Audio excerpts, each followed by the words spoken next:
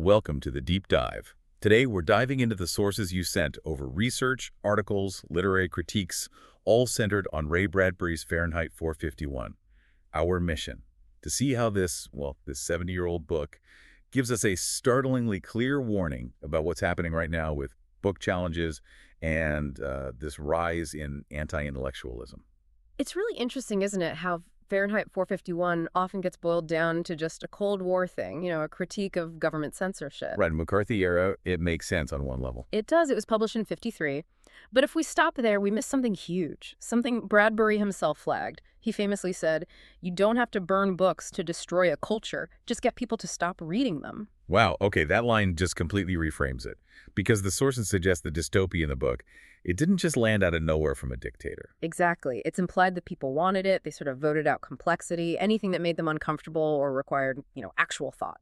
So it's less about Big Brother imposing something and more about us. Yeah. About choosing ignorance. That's the core of it, I think. Willful ignorance. The firemen, they only became necessary after society decided knowledge was too messy, too challenging, maybe just too slow. The book warns us about our own choices, our own apathy, not just some outside force. Precisely. It's a warning about where our preferences might lead us. And it kicks off with such a simple moment. Montag, our fireman protagonist, he meets Clarice McClellan. Her name literally means brightness, right? Yeah, brightness, radiance. And she's the first one who makes him just stop. She critiques the speed, the shallowness, tells him drivers only see green blurs or pink blurs. Because they never slowed down enough to actually see the grass or the roses. And that blur, it's a perfect metaphor, isn't it, for shallow reading? The philosopher Hermann Hesse talked about this, calling readers who only track the plot naive. Meaning they know what the sentence says? But not what it means. They get the surface, the plot points, the colors zipping by, but none of the depth. It's exactly that jet car blur. And that kind of surface-level reading, missing the meaning, that can actually fuel real-world censorship, can't it? Like the example in the sources about The Catcher in the Rye. Oh, absolutely. The early challenges came from parents saying Holden Caulfield was just a terrible role model, full stop. But if you read it deeply. That's the irony. Salinger wasn't endorsing Holden. He was using him to critique the very society post-war America, its phoniness, that created someone like Holden. So the shallow reading actually missed the author's critique entirely. And then that misunderstanding fuels the ban. Exactly. The limited reading becomes the justification for censorship. It's kind of a loop. And this push for speed, for shallowness, it isn't just personal choice. Clarice mentions her uncle getting jailed for driving too slowly, right? For actually looking at things. Yes. Which suggests the whole system, maybe even education, is designed to keep things moving too fast for real thought. Like standardized testing today. That's a strong parallel. Decades of policies like No Child Left Behind, they really pushed measuring basic comprehension skills over, say, critical analysis or building deep knowledge. Right. The educator Randy Weingarten pointed out, it doesn't measure big picture learning, critical thinking. Yeah. Creativity or curiosity. It basically trains students to skim for answers, to avoid ambiguity, which is, the opposite of what deep reading requires. So you remove that ability for deep thought and you create a kind of vacuum. Which brings us to Captain Beatty. He's the voice of the regime, Montag's boss. And he has the recipe for control, doesn't he? He tells Montag, cram them full of non-combustible data, chock them so damn full of facts they feel stuffed. Non-combustible data. Facts without context, without meaning. The goal isn't knowledge, it's sedation. Beatty says it gives them a sense of motion without moving. They feel like they're thinking, but they're stuck. And the result? We see it in the sources. This growing disregard for the humanities. Liberal arts degrees way down since the late 80s. It's a huge drop. Beatty saw it coming. He notes how intellectual became a swear word, and the smart kid in class, the one asking questions. He was selected for beatings and tortures after hours. Chilling. Utterly. It's about eliminating the questioners. And Beatty's justification for all this, it comes down to one thing. Happiness. People want to be happy, isn't that right? He asked Montag. That's the core promise, and you hear that exact justification today for book bans. Books removed just for being a downer. Or dealing with difficult social issues. The sources mention the Diary of Anne Frank being challenged for being a real downer. Unbelievable, isn't it? Of Mice and Men for its morbid and depressing themes. It's pure Beatty logic. Keep people untested, keep them mollified, keep them happy by shielding them from reality. But surely that's not real happiness. Avoiding difficulty doesn't lead to growth. Absolutely not. And that's where writers become crucial. Toni Morrison called writers a necessity. Why? Because they translate such trauma and turn sorrow into meaning, sharpening the moral imagination. So avoiding sorrow in books actually weakens our ability to deal with it in life. It seems so. There was even that study by Ivy and Johnston. They found students reading disturbing books, books tackling tough subjects. They actually reported better self-control, stronger relationships. Yes, and increased happiness and reading achievement. So the mandatory happiness push, it ironically seems to block genuine well-being. Okay, so if society rejects difficult topics, the next step is watering them down. Sanitization. Beatty advises that too, right? He does. The bigger your market, Montag, the less you handle controversy. Remember that.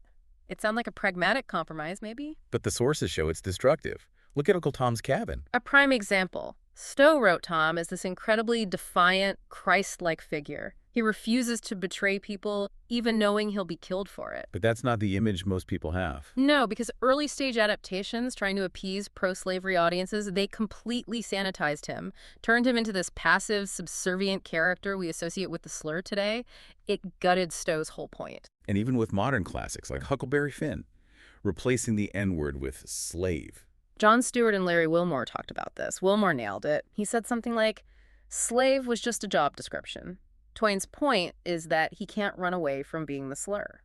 Ah, so changing the word lets you ignore the deeper, inescapable racism Twain was actually confronting. It makes it too comfortable. Precisely. The cleansing removes the very thing that needs examination. And the ultimate irony. Fahrenheit 451 itself got sanitized. It did. For schools.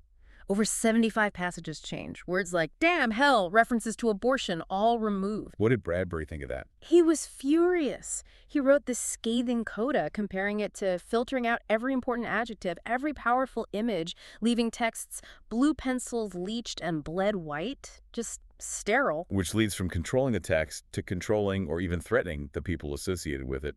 Beatty's fear of the well-read man. Yes, he calls a book a loaded gun in the house next door. Burn it, if the book is the weapon. Then the librarian, the teacher protecting it, becomes the enemy. And that mirrors today's climate perfectly. Teachers, librarians being called pedophiles accused of grooming children. It's exactly Beatty's logic. Vilify the guardian of the knowledge. And it's not just words. The sources detail real threats. Horrifying ones. Natalie Cook's contact info spread among hate groups. Amanda Jones in Louisiana getting graphic death threats. Megan Hansen in Idaho reporting actual threats to burn down her library. It's gone from metaphor to reality, the bright boy being targeted. The person who dares to think differently or offer different perspectives is literally under attack. Let's shift to how this escalates. In the book, firemen get repurposed, right? Yeah. Houses become fireproof, so they need a new bullets. A new job as censors, yeah. And the sources suggest a modern parallel, that the anger around COVID policies, school closures. It was effectively harnessed and redirected toward books, often by organized conservative groups, taking existing frustration and pointing it at a new target. And this organization is key now. It's not just one parent complaining anymore. Not at all. That Washington Post study was eye-opening. 60% of all book challenges came from just 11 people. 11 people? Yeah. And 2/3 of challenges from serial filers, people lodging 10 or more. It's strategic, fueled by national groups like Moms for Liberty, 300 chapters, 48 states. This is coordinated. And what's the main target of this coordinated effort? Overwhelmingly, diversity. It maps right onto Beatty's idea. We must all be alike. Remember that? Not everyone born free and equal. Yeah. But everyone made equal. Exactly. And we see it in the stats. Challenges to LGBTQ plus titles skyrocketed. Less than 3% in the early 2010s, up to 45.5% in 2022. 45%, that's huge. Titles like All Boys Aren't Blue or Genderqueer. Constantly targeted, often claimed to be about sexual explicitness, but, the underlying push seems to be against the very existence of LGBTQ plus stories and lives in the library. And this is moving beyond local challenges into actual law. Definitely. Look at Florida's Stop Woke Act. It restricts teaching historical truths, like about slavery, if it might make a student feel uncomfortable.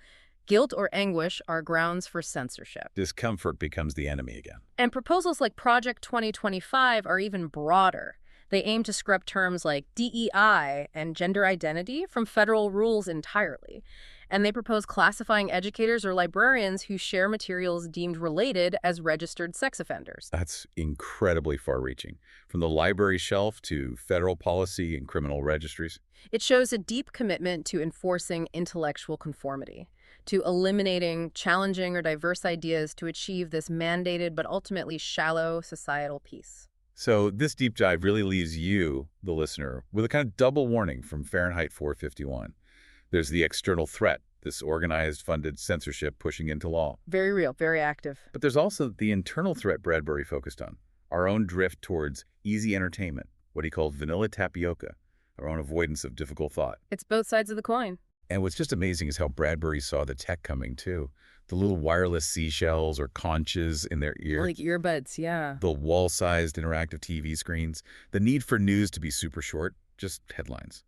Basically predicting our modern media landscape, isn't it? Eerily so. Which sort of reinforces the theme, right?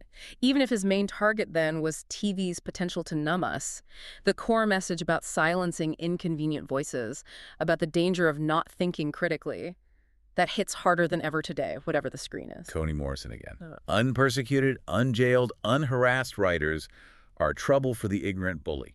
They're necessary trouble. A fundamental check on power and ignorance. So the book ends, famously, with people becoming living libraries, memorizing books to save knowledge. Montag himself remembers a line from the Bible about the leaves of the tree being for the healing of the nations. A moment of hope carrying knowledge forward. So, if the goal of censorship today is, like Beatty wanted, to eliminate discomfort and critical thought, maybe the final question for you to think about is this. What knowledge, what story, what perspective is so important that you should commit it to memory right now, just in case? What leaves might be needed for healing later on? That's definitely something to mull over.